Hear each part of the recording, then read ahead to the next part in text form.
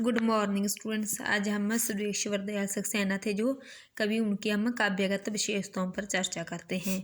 तीसरा तारसपतक में सुदेश्वर दयाल सक्सेना ने भाषण देते हुए कहा है कि वह कविता इसलिए करते थे क्योंकि हिंदी में व्यापक जीवन को अपनी कविताओं का विषय बनाने वाले वह कवि नहीं थे।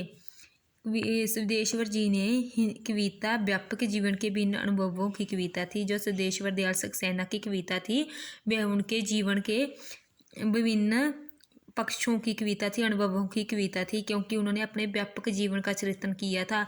उन्होंने सिर्फ केवल एक पक्ष का चित्रण ना करके पूर्व मानव जीवन का चित्रण किया था। उनकी कविताओं में मानव जीवन ही दर्पण है। इसके आधार पर ही उन्होंने कवि ने राजनीतिक, सामाजिक, आर्थिक, अन्य क्षेत्रों की परंपराओं को लड़ने का प्रयास किया था।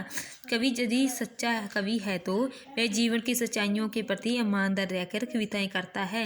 ये एक सच्चे कवि की निशानी होती है कि वह अपने जीवन के प्रति सच्चाई के प्रति ईमानदार रहकर कविताएं रचता है। इस संबंधी उन्होंने इन दोहों से प्रकट होती है। शुभ कामनाएं खेती की मोड़ों पर धूल भरे पाव को कोहरे में लिपटे इस छोटे से गांव को नए साल की शुभकामनाएं। इस प्रकार चुपाई मारो दुल्हनी कविता में उसने निर्धन की विषमता यानी कि उनकी मजबूरी का वर्णन किया है। इस कविता के माध्यम से लोग धुन में रोमांटिक गीत, जन जीवन से जुड़ने की ललक उनकी लोकधुनों में हमारे सामने आती है। वह सामान्य जनजीवन से जुड़े हुए थे। उनके प्रति धुनों को अपनाने के लिए वह उन्होंने लोगों को मजबूर किया था।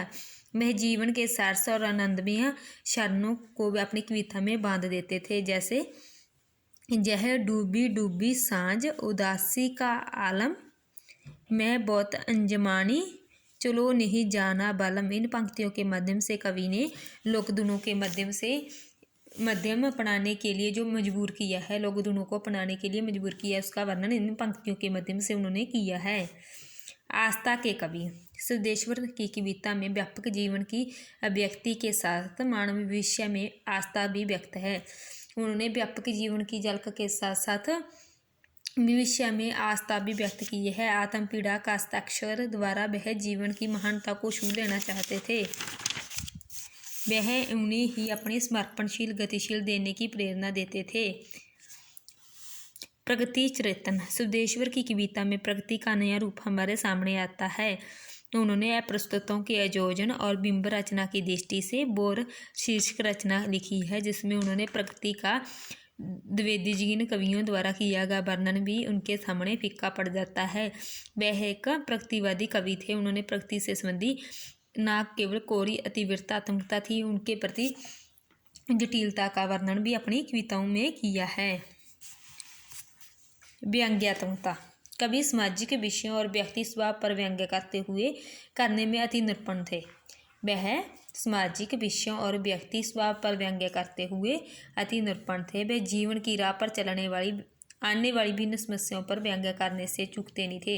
यानी कि उन्होंने जीवन के सभी पक्षों पर व्यंग्य किए थे। चाहे कोई समस्या आती है, चाहे कोई राजनीतिक संबंधित है, सामाजिक पक्ष से संबंधित है, सभी पर व्यंग्य करने से वह चूकते नहीं थे।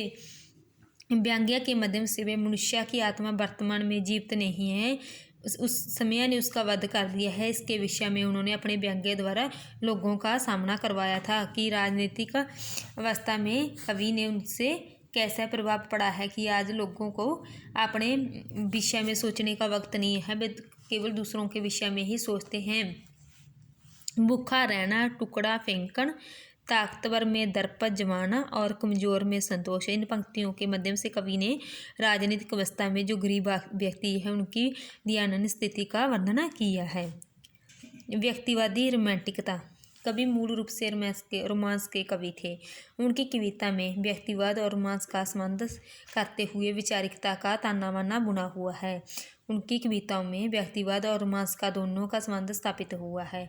उनकी प्रारंभिक कविताओं में प्रेम और रोमांस का भी भाव है, लेकिन जो उनकी प्रारंभिक कविता थी उसमें प्रेम और रोमांस का भाव था, लेकिन आगे आगे उनकी कविताओं में रोमांस धीरे धीरे बढ़ता गया है। कवि ने एक सुन्नी नाव, जो कवि की एक प्रेमात्मक कविता थी, उनके माध्यम से उन्होंने अपने रोमांस को प्रकट किया है। शोषण का विरोध। जनवादी कवि होने के कारण आम आदमियों की भावनाओं को अपनी कविता में स्थान दिया है, क्योंकि जो कवि थे वह जनसामान्य से जुड़े हुए थे। जनवादी होने के कारण उन्होंने आम आदमी यानी कि जो निम्न स्तर के आदमियों का भी अपनी कविता में वर्णन किया है। उनकी सामाजिक चेतना का भी उसमें प्रखरता विद्वान थी, क्योंकि समाज में होने वाले शोषण अन्याय का वह विरोध करते हुए दिखाई देते थे। हमेशा उन्होंने इन बातों का विरोध किया था। जटपटा बाज फन उठाए सांप, दो पैरों पर खड़ी कांटों की नन्ही पत्तियां खाती बकरी, दबे पाव झाड़ियों में चलता चीता। कवि के लिए आम आदमी की पीड़ा अधिक महत्वपूर्ण थी। इन पंक्तियों के माध्यम से कवि ने आम आदमी की समस्याओं का वर्णन किया है। भाषा और काव्य शिल्प। सिद्धेश्वर दयाल सक्सेना का भाषा काव्य भाषा आम बोलचाल की भाषा में उन्होंने अपनी कविताओं की रचना की है। अलंकृत और साधारण भाषा का प्रयोग उन्होंने नहीं किया है। उन्होंने सिर्फ अपनी कविताओं में चमत्कार उत्पन्न करने वाले शब्दों और अलंकारों का ठाठ बांटने वाला प्रयोग किया है, जिसमें उन्होंने सीधी सादी भाषा से भी बड़ी बात कहलाने की कोशिश की है, क्योंकि उनकी भाषा एक अन्य दृष्टि की थी, जिसमें उन्होंने अपने सभी शिल्प और सभी शैलियों का प्रयोग करते हुए एक महत्वपूर्ण भाषा में अपने काव्य की रचना की थी।